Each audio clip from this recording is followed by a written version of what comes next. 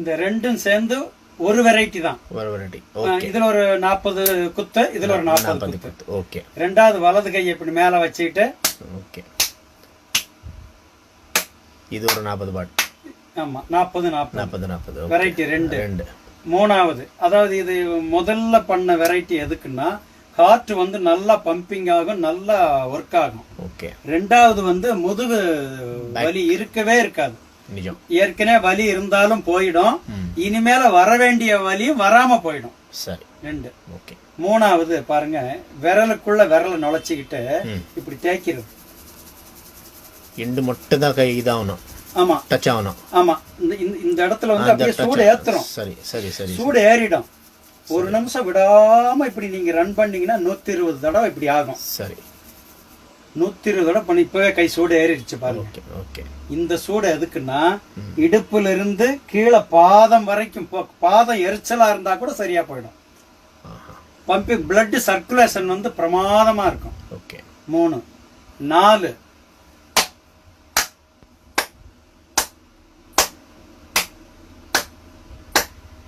ஒரு நிமிஷம். அது 50 தட்டோ 60 தட்டோ இல்ல 100 தட்டா கூட இருக்கலாம். பண்ணீங்கன்னா இது வந்து மொத்த நம்ம பாடியில 7 சக்கராஸ் இருக்கு. சுவாதிஷ்டானம், மூலாதாரம், சுவாதிஷ்டானம், மணிப்பூரகம், அநாகதம், விசுத்தி, ஆக்ஞா சக்கரம், துரிய சக்கரம்னு 7 சக்கராஸ் இருக்கு இல்லையா? இப்படி தட்டும் போது அந்த 7 சக்கராசுமே ஆக்டிவேட் ஆகும். உங்களுக்கு நல்ல மெமரி பவர், நல்ல பாசிட்டிவ் தாட், அப்படியே எனர்ஜி ஏறும். இது எப்ப உணர்வீங்கன்னா 4 டேஸ்லயே உணர்ந்துருவீங்க. ஆகா, ஏதோ ஒரு வித்தியாசம் இருக்கேன்னு 4 டேஸ்லயே தெரிஞ்சிடும். 4. இப்ப 5வது, இந்த கையில மேட்டு பகுதி இருக்கு இல்லையா? இப்படி இது கூட வலிக்குமே. இதுவும் வலிக்கும். இது அற்புதமான பயிற்சி. இது வந்து ஒரு நிமிஷத்துக்கு நீங்க வந்து ஒரு 50-60 தட்டு தட்டுங்க. தட்டுனா ஜீரண உறுப்பு அட்டகாசமா ஜீரணமாகும். ஜீரணம் ரொம்ப நல்லா ஆகும். எல்லாருக்குமே வியாதி வர்றதுக்கு காரணம் ஜீரண கோளாறு தான். நிஜம். அந்த ஒரு கோளாறுனாலதான் எல்லா எஃபெக்ட்டுமே வருது. ஆனா இப்படி நீங்க வந்து ஒரு 2-3 தடவை நாளைக்கு இந்த மாதிரி பண்ணிட்டீங்கன்னா ஜீரண உறுப்பு நல்ல ஸ்டாண்டர்ட் ஆயிடும். சாப்பிட பண்ணக்கூடாது. காலையில பாத்ரூம் போயிட்டு வந்து எம்டி ஸ்டமக்ல தாங்க பயிற்சியே பண்ணணும். ரொம்ப நல்லா இருக்கும். சரி சரி சரி சரி சரி. இப்ப 6வது பாருங்க, எப்படி வைக்கிறேன். கையை இப்படி வச்சுட்டு இப்படி தேய்க்கிறீங்க சைட்ல. சரி சரி சரி சரி சரி. இப்படி தேய்க்கிறீங்க இல்லையா? சரி. இப்படி தேய்க்கும் போது இந்த தோள்பட்டை வலிக்கவே வலிக்காது வாழ்நாள் முழுக்க. அதுல இருந்து இந்த கழுத்து வரைக்கும் எல்லாமே கிளியர் ஆயிடும். எல்லாம் கியூர் ஆயிடும். இந்த வயசு அவர் இருந்தா கூட முடியும். இது எப்ப வேணாலும் முடியும். 90 வயசு வரைக்கும் பண்ணிக்கிட்டே இருக்கலாம்.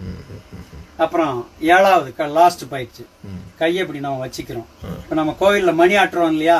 அது மாதிரி இந்த மணிக்கட்டை இப்படி சுத்தும் போது என்ன ஆகுதுன்னா, இதுல வந்து ஒரு அரை நிமிஷம், இதுல ஒரு அரை நிமிஷம்.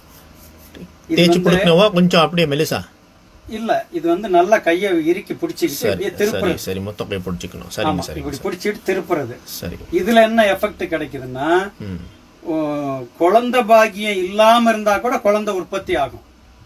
இதுல என்ன அப்படி எஃபெக்ட்னா, என்ன இது பிளட் கவுண்டிங் வந்து ஹெவியா கூடும்.